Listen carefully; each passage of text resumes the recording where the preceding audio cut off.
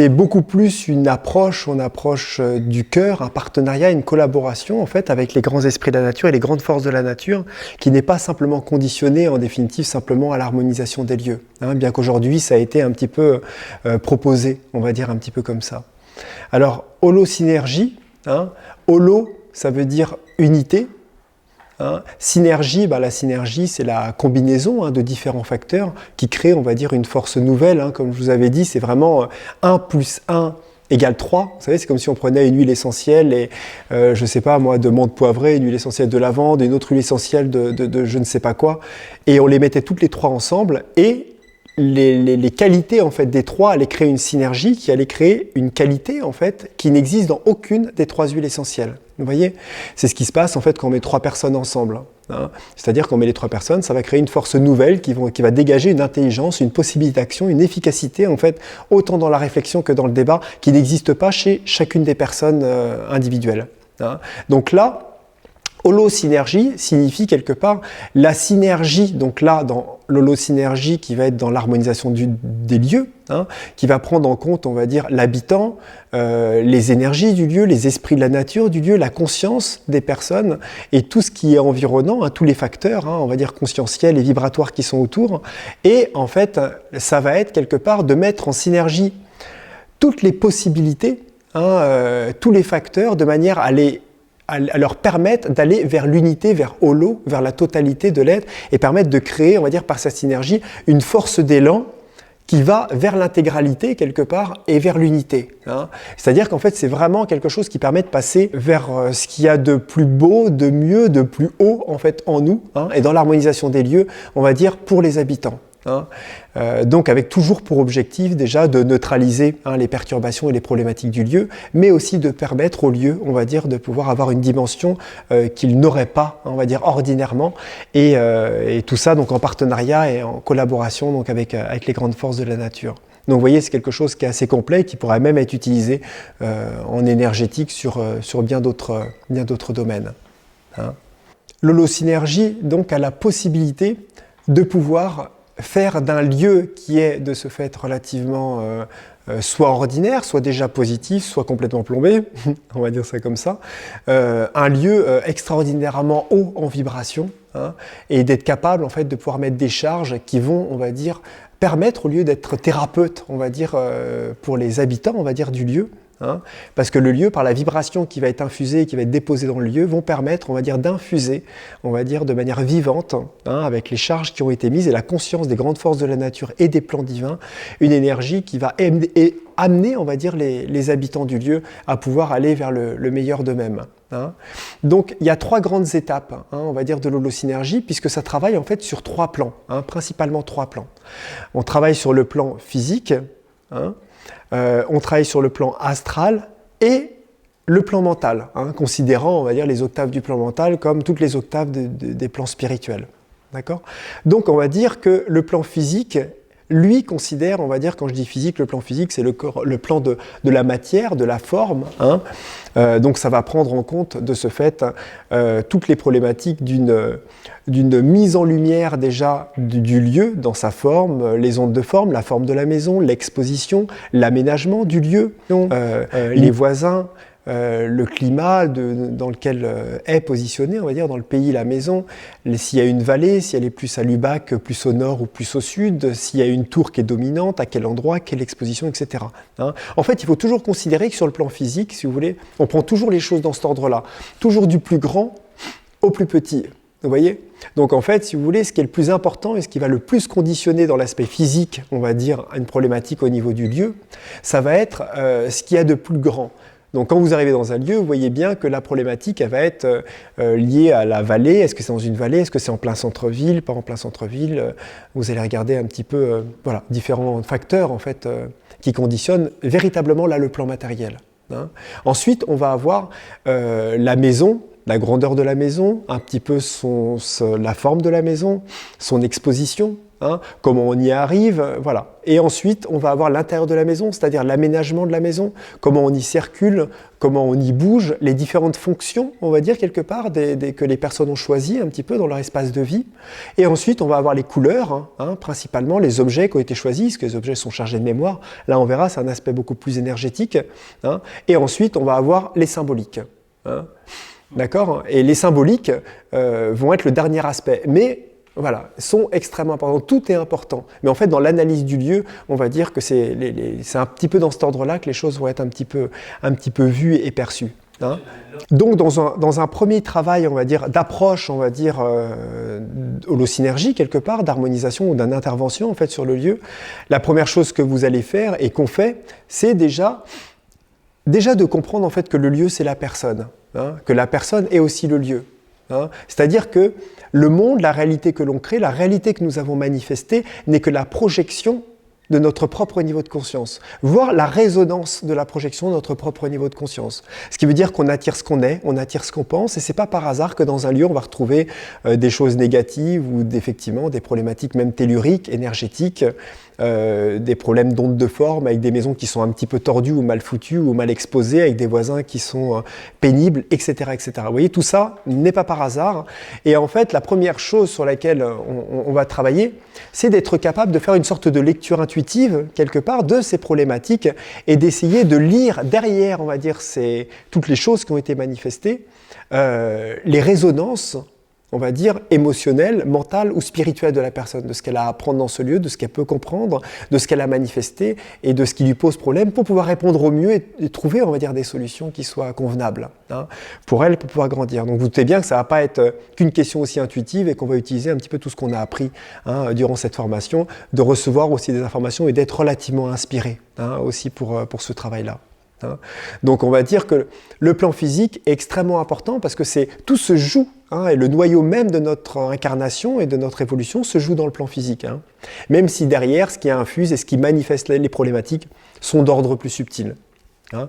Mais on peut véritablement agir aussi dans ce plan-là. Dans tous les plans, on peut agir. Hein. Et l'holosynergie étant quelque chose d'intégral, et ben justement, on va essayer d'agir un à un sur tous les plans, hein, en les prenant chacun un à un. Hein. C'est pour ça que la vision, et je vous encourage aussi, même par rapport à ce qu'on a vu au niveau du Feng Shui hein, et des différents aménagements, de vous intéresser au Vachtu, au Feng Shui, et de continuer, on va dire, véritablement à apprendre dessus, parce que le plan physique est quelque chose d'extrêmement important. Hein. Ensuite, on a donc le deuxième plan. Le deuxième plan va être donc le plan astral, hein, que je vous dis donc souvent que j'appelle vital, parce que c'est le plan de la vitalité, et que je dis aussi émotionnel, parce qu'on est dans le plan qui est en relation avec notre corps individuel, donc émotionnel. Hein. C'est dans cet aspect-là que vous allez pouvoir ressentir d'ailleurs les problématiques d'ordre énergétique, principalement hein, d'ordre vital, justement donc avec votre corps vital. Hein. Alors là, on va avoir des problématiques qui vont être différentes, puisque là, on n'est plus dans le plan physique en tant que tel, hein, mais on va être dans le plan donc, énergétique, et là, on va avoir tous les problèmes de type perturbation qui vont être les problèmes de source, de failles, de croisement de source et de failles, les problèmes qui vont être d'ordre électromagnétique, les problèmes de réseau, les problèmes d'entité aussi, hein, en tant que tel. Hein. Donc là, quand je dis entité, c'est des entités, on va dire, de polarité quelque part négative. Hein. Voilà, des présences, on va dire, invisibles, qui ont tendance à faire baisser le taux vibratoire pour différentes raisons. Hein. Vous avez vu, on a vu ensemble toutes les différentes raisons qui peuvent faire que, et vous avez appris donc un petit peu à traiter, on va dire, toutes ces problématiques. Hein. Donc voilà, c'est cette partie-là. Donc, la partie qui conditionne donc le deuxième plan va être effectivement d'intervenir justement sur la neutralisation de toutes ces perturbations. Hein. Donc on a vu que ce travail-là pouvait se faire donc par la collaboration donc avec les grandes forces de la nature, aussi bien et les petites, hein, les petits esprits de la nature aussi qui peuvent agir. Hein. On a vu aussi effectivement comment et quels êtres il fallait faire intervenir pour quel type de problématique, que certains êtres ne pouvaient pas tout résoudre et qu'il fallait faire appel à d'autres forces et d'autres consciences. Hein.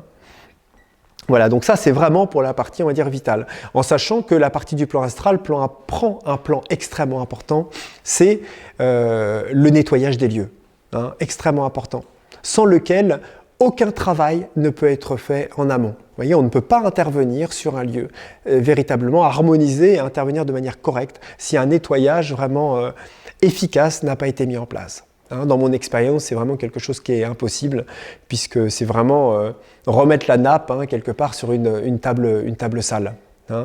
Donc ce point-là, on l'a vu un petit peu en détail, on en reverra un petit peu certaines parties, c'est quelque chose qui est vraiment, vraiment important au niveau du nettoyage. Dans ce plan astral, on va aussi prendre en compte l'harmonisation aussi. Outre la neutralisation, on va mettre en place ensuite dans la collaboration et le partenariat des octaves et des charges vibratoires, dont on a vu il y a plusieurs méthodes pour ça, en sachant que la grande différence quelque part entre l'holosynergie et la géobiologie va être que le travail de l'holosynergie va passer déjà par la collaboration avec les esprits de la nature, mais ça ne va pas être un simple travail dans lequel nous allons dire aux esprits de la nature le travail à faire ou nous allons les laisser entre parenthèses agir dans le lieu, ce qu'on pourrait très bien faire et qui font partie aussi des méthodes qui peuvent être efficaces, mais dans lequel nous allons monter en vibration, ouvrir un canal sur les plans supérieurs et laisser les informations archétypales d'autres plans descendre à travers nous et être données sur toutes les octaves des différents plans aux esprits de la nature correspondants avec lesquels on sera rentré en contact,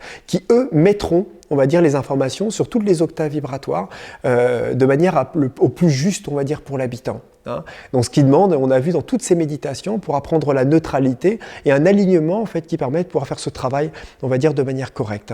Parce que le but n'est pas du tout d'intervenir avec notre volonté, notre intention, même si on sent que cette personne aurait besoin de ceci ou de cela.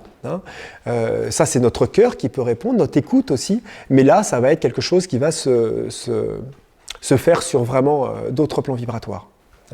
Et ensuite, on va avoir donc le travail donc, sur le troisième plan, qui va être le travail sur le plan mental. Vous avez bien compris que j'utilise ces trois plans comme étant aussi la symbolique de la grande trinité des différents plans vibratoires de la création, plan physique, plan de la forme, plan astral, plan de l'énergie, de la dynamique quelque part de la vie, et plan mental dans le sens où on commence à rentrer dans des plans éthérés, en considérant voilà, toutes les octaves, ensuite jusqu'à l'infini, des plans spirituels et de pure conscience. Donc dans le plan mental, la principale, parce que tous les plans sont liés, la principale chose de toute façon qui va relier tous ces plans seront toujours et viendront toujours du plan mental.